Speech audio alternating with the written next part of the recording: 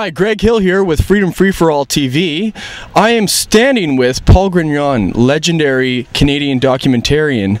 Paul, thank you for being with us. We're at the BC Legislature here on October 20th, 2012. I wanted to get a little bit of your perspective on why you got started in the monetary issue and where all your passion comes from.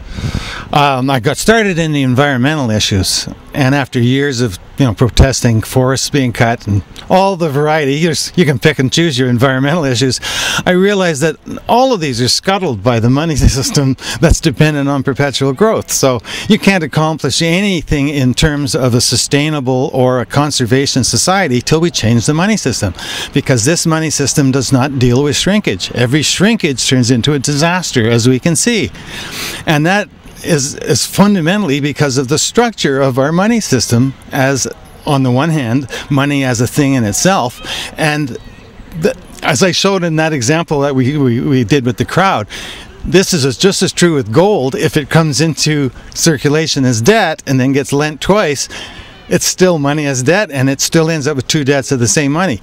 But why this has become such a huge problem now is that in the past, if money were gold, it had to first concentrate into the hands of the money lenders before the problem could arise. Whereas now, all money is created as debt. So as soon as it comes into existence, and the next time it's borrowed as existing money, you have two debts of the same money. And when the money goes back to the bank and it's extinguished until a next loan is made, well, that other loan is stranded. And that is why every time, even if we just slow our borrowing, it doesn't have to be the banker screwing us on purpose. We just slow down our borrowing because we've had enough, we're at our limit, and somebody loses their house and we don't connect it that the fact that we didn't borrow enough money this week for that person to be able to pay their mortgage and keep this perpetual debt thing going. Remember, I had created a perpetual debt. If you lend $20 and then it gets lent again, well, if it's not lent back and forth, somebody's going to go under. Or even if only $10 is lent one time, well, the other person's not going to come up with 20. You see, that was a pretty simple example, and it's just an amazing that we don't even look at this as a problem.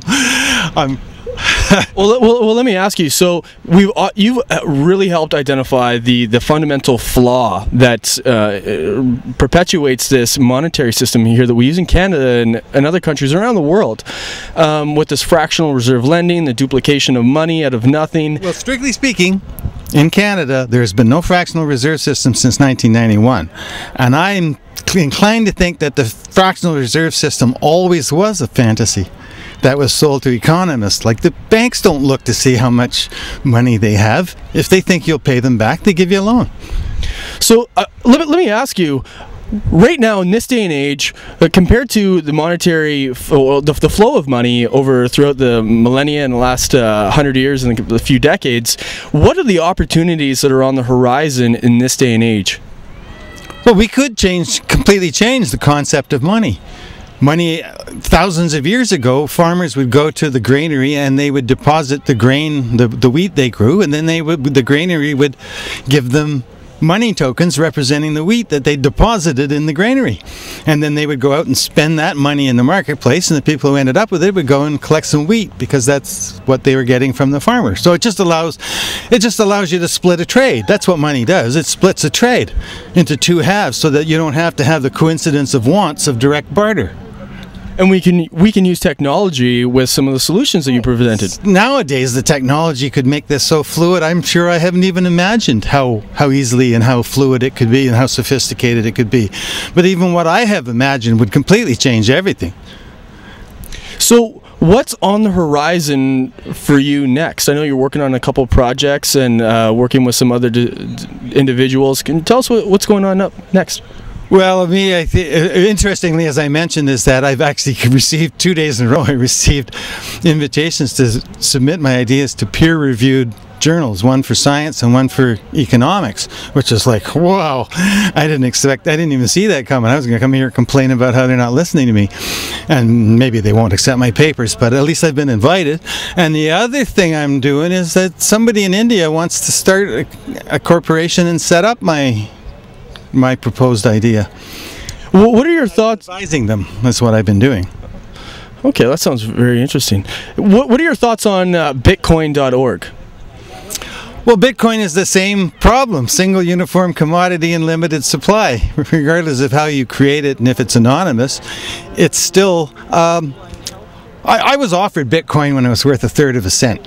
And so they said, oh, you should get in on it because it's going to go way up. Well, it went all the way up to $31. Can you imagine if I'd gotten in at a third of a cent? What kind of profit I'd made?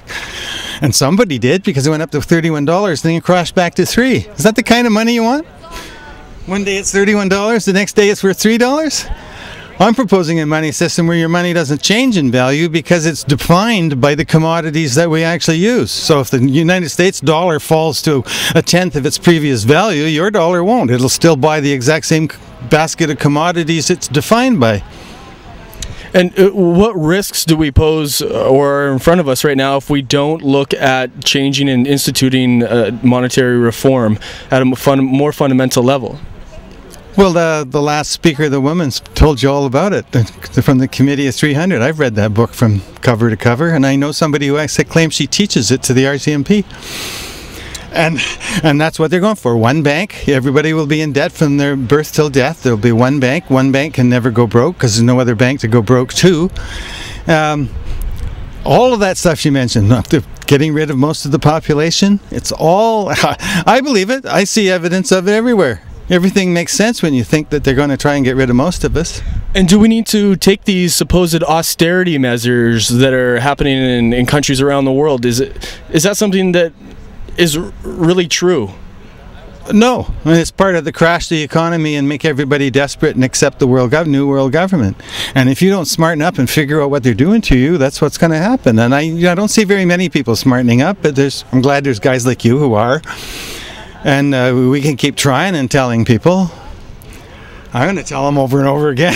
Well, you've done a good job because your videos have seen millions and millions of views online. And I'm curious, where can people go for more information?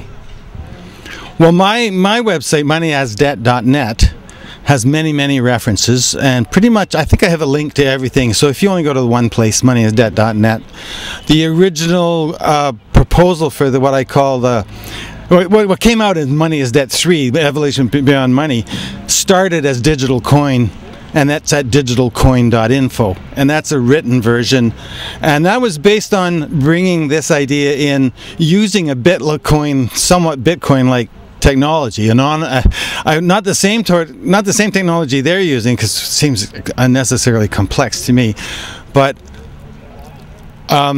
one where you can transfer directly from your computer to somebody else's computer without a bank in between or PayPal in between. So it was based on that, but it doesn't have to be. You can still run any self-issued credit system as an accounting system and have a bank-like.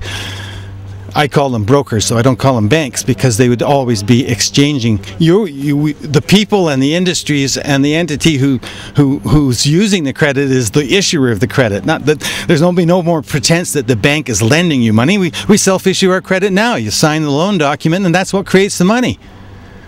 But you're obligated to pay it back in money. So that whole thing I did with the $20 bill in the crowd to show you that there's only one $20 bill, but there's now two debts of it, makes it impossible to pay unless the $20 just keeps circulating. And as soon as there's no longer quite $20, it's only $19, well, somebody can't pay his debt. And that's just normal to expect that the supply of new credit coming out of the banks would go like a sine wave. You know, when we're hopeful, we borrow more, and when we've had enough, we borrow less. But our system can't handle the downside. It crashes. It can only handle the upside, which makes it not a real system. It was actually designed as a fraud to make certain people rich and allow governments to fight wars without collecting the taxes in real time. And that's still what it is. So if you could leave the viewing audience with one thought, what would that be? Get educated. Understand. Don't leave it to the experts.